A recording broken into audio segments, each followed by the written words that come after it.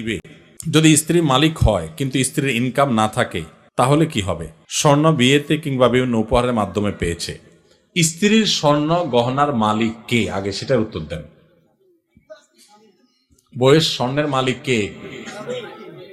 কে বলতেছে? স্বামী। চাচা আপনি আপনি চাচির সারা জীবন স্বর্ণ দিয়ে কাম করছেন? লা হাওলা ওয়ালা কুওয়াতা ইল্লা বিল্লাহ। এটা একটা কাজ করলেন চাচা? চাচির সব স্বর্ণ দিয়ে বলছেন মালিক আমি, মানে আপনি মালিক। চাচি যদি এটা শুনে ভাত তো আর জুটবে না কপালে বাবা। আচ্ছা আপনারা বলেন, বউয়ের স্বর্ণের মালিক কে? বউ নিজে। বুঝে উত্তর দিছেন? যারা বিয়ে করছেন, যাদের বউ আছে, এবার একটু মিলান, দাবির সাথে বাস্তবতায় মিলান। আপনারাই দাবি করছেন যে বউর স্বর্ণের মালিক সে, ঠিক আছে। এবার আমার উত্তর দেন, বউ যদি কালকে স্বর্ণ দোকানে যায়া তার স্বর্ণগুলা বিক্রি করে বলে আমি কটকটি খাবো, আপনি কিছু বলবেন না বলবেন না? বাস্তবতা বলেন, আমাদের সমাজের বাস্তবতা। স্বামী যদি, বউ যদি যায় তার সব স্বর্ণ বিক্রি করে টাকা পয়সা আয় না, কিছু তার বাপেরে কিছু তার মায়েরে মানুষকে দিয়ে দিল, তার মনে হচ্ছে একটু চাইনিজ কিনে আনলে খাইলো, একটু শাড়ি চুড়ি কিনলো, টাকা উড়াইলো, আপনি কি কিছু বলবেন নাকি বলবেন না? শুধু বলবেন না আরো কিছু? সব ফেরেশতা নাকি এলাকার মানুষ? শুধু বলবেন না আরো কিছু বলবেন? যে তোমার সাহস কত বড়, কলিজা কত বড় তোমার, এত কষ্ট করে আমার রতের কামাই করা স্বর্ণের টাকা বিদেশ থেকে আনছি, কষ্ট করে জমাইছি, কিনছি, আর তুমি যা বেঁচে আসলে একটাবার জিজ্ঞাসা করলা না? তোমার কত বড় কলিজা। সেদিন এসপার ওসপার কিছু একটা হবে কি হবে না?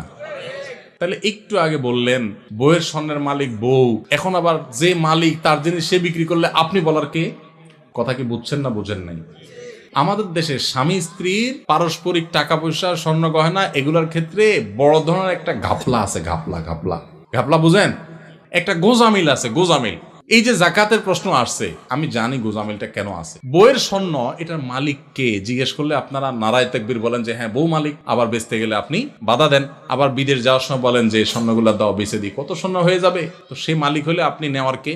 আপনি তো তার কাছে দরখাস্ত লিখবেন, বরাবর ম্যানেজার অত্র বাসা, বিষয় ঋণ মঞ্জুরির আবেদন, জনাব যথাবিহিত সম্মান প্রদর্শন পূর্বক নিবেদন এই যে আমি অধম গরিবের ছেলে, বিদেশ যাওয়ার নিয়ত করিয়াছি, আমার ভিসা টিকিট ইত্যাদির টাকা ব্যবস্থা করার ক্ষমতা নাই। মহান আল্লাহ আপনাকে যে স্বর্ণ গহনার মালিক বানিয়েছেন, অনুগ্রহ করে সেখান থেকে কিছু স্বর্ণ বিক্রি করে আমাকে ধার দেওয়ার বিনীত অনুরোধ জানাচ্ছি। আমি যথাসময়ে আপনার ঋণ পরিশোধ করিব। আমার ঋণ সুদমুক্ত ঋণ মঞ্জুর করিয়া আপনি বাধিত করবেন, বিনীত আপনার অধম স্বামী। আপনি তো এরকম দরখাস্ত লিখবেন, না লেখা তার স্বর্ণ নিয়ে বিচে চলে আসতেছেন। তাহলে বোঝা গেল মুখে বলতেছেন সে মালিক, বাস্তবে কিন্তু আপনার আচরণ দ্বারা প্রমাণ করতেছেন সে মালিক না, তাকে আপনি জাস্ট দিছেন, মনে চাইলে নিয়ে যাচ্ছেন। স্বামী স্ত্রীর অ্যাকাউন্ট একেবারে পরিষ্কার হতে হবে। অনেক মহিলা আছে ওই স্বামীর পকেটের টাকার ক্ষেত্রে একই কাম করে, মনে করে আরে আমরাই তো, এত সোজা না। স্বামীর পকেট থেকে টাকা নেবেন, স্বামীর পারমিশন লাগবে, এটা তার, আপনার স্বর্ণ আপনার, তার টাকা তার। আমরা এই সমস্ত কথা উঠাইলে, স্বামী স্ত্রী যদি এই সমস্ত কথা উঠায়, স্ত্রীরাও বোকা কিসিমের, তারাও বুঝতে চায় না, বলে তুমি কি আলাদা করে দিচ্ছ আমাকে? এটা কোনো কথা? এগুলো আমার স্বর্ণ, আমি যা ইচ্ছা তা করবো, ওইগুলো তোমার টাকা, তুমি যে এত এত দূর দূর করলে কি স্বামী স্ত্রী থাকা যায় নাকি একসাথে? বাঙালি আমরা অতি ভালো সাজি, অতি ভালো সাজি, এরপর যখন বেজাল লাগে এবার টানাটানি শুরু হয়। ইসলাম বলে এই সমস্ত অতি ভালো সাজার সুযোগ, প্রত্যেকের অ্যাকাউন্ট তার তারটা, যার যারটা তার তার কাছে। বুঝেন নাই কথা? স্বামীকে আপনি মোহরের টাকা দিয়েছেন, এটা তার, তিনি যা ইচ্ছা তা করবেন। আপনাকেও চাইলে কিছু দিতে পারেন, ঠিক আছে মোহরের টাকা পাইছি, আমি বড়লোক হয়ে গেছি, তুমি গরিব মানুষ নাও, তোমারটা দিলাম আল্লাহর রাস্তায়, দিতে পারে। তো স্ত্রীদের স্বর্ণের জাকাত তারা দিবে যদি তারা মালিক হয়। আর যদি আপনি তারা ব্যবহার করতে দেন, অনেক বিদেশি প্রবাসী লোক আছে বিদেশ থেকে স্বর্ণ পাঠায়, বোরে দেয়, আসলে বোরে দেয় হলো ব্যবহার করার জন্য। বোরে কি দেয়?